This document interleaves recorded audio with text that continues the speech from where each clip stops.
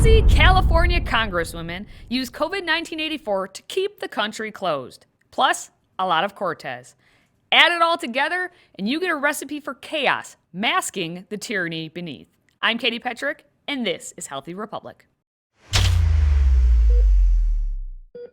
That's a whole lot of C's, but certain congresswomen all deserve a whole lot of F's for the way they are handling this coronavirus, because to them, it's all about the P's, the perpetual panic pouring of politics pushed by petulant Pelosi. As far as the president is concerned, he's our president, and I would rather he not be taking something that has not been approved by the scientists, especially in his age group and in his, shall we say, weight group, what is morbidly obese, they say. So I think it's not a good idea. You are 80, which is almost 7 years older than the president. Gosh, I feel bad for her poor grandchildren. She probably scolds them all the time while eating her ice cream in front of them, and of course, not sharing, because all for me and none for thee. And it'll be a rough seas ahead if this continues. You know, we wouldn't want Nancy Pelosi to get seasick because she already suffers from a myriad of other illnesses. We don't have it. We have our own gavel. Is adopted. Don't you say anything. But I'll say it all. This is Crazy Town. It's absolute madness, and Mad Maxine Waters of California helps lead the charge. You know, our governors are under, great stress.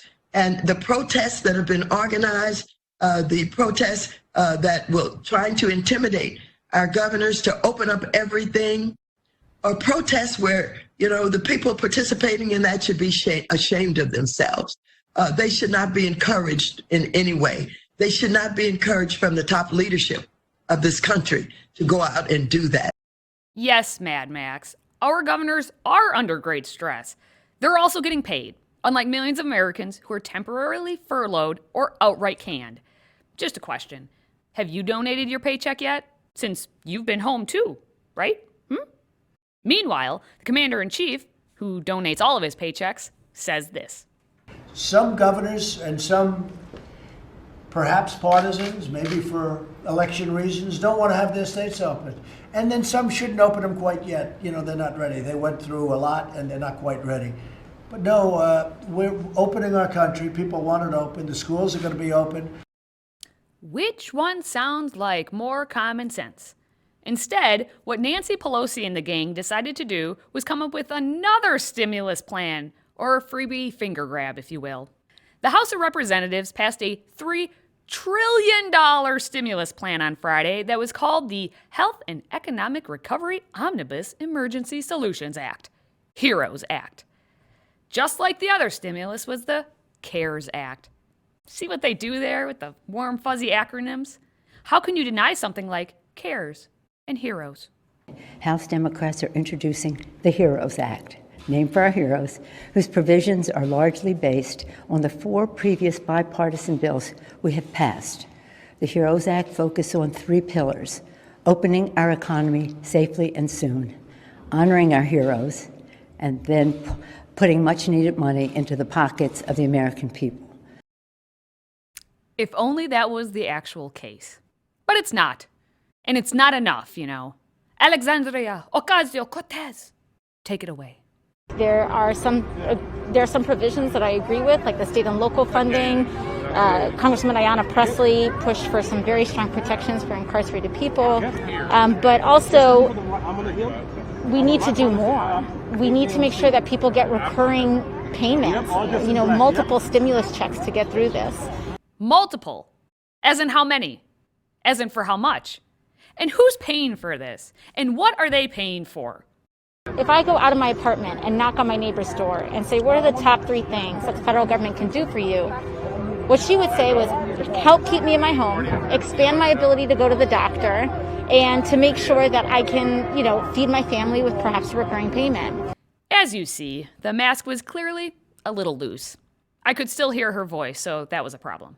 Now, per usual, AOC ignores the facts and anything sensical because, as her face states, Medicare for all. Thing is, she doesn't actually care but she wants it all. That's why I proposed the Tyranny Act, taking your resources and notoriously negating you. Tyranny. In this act, we freeze all salaries for members of Congress after they are deemed unessential. And then the governors who are taking the Tyranny Act to its full extent will also be frozen out because it's still cold in Michigan anyway and Governor Whitmer just needs to cool down. So the HEROES Act passed the House and presumably it will go to the Senate. But one of the most entertaining wordsmiths in Congress, Senator John Kennedy, said the stimulus bill is as dead as fried chicken. And then he spoke for us common people who have been trying to understand what Pelosi is doing. It's $3 trillion for one thing, every penny of which we would have to borrow. That's $3,000,000,000,000,000,000,000. It's not going to pass the Senate, nor should it. My fellow Republicans in the Senate have tried to see things from the Speaker's point of view, but we can't get our heads that far up our rear ends. There's an image. Think of all the ice cream up there.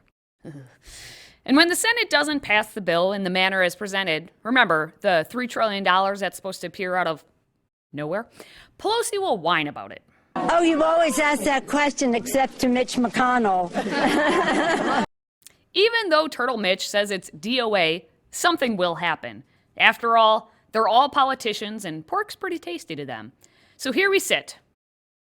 But before I go, I can't leave you without one more C word: collusion.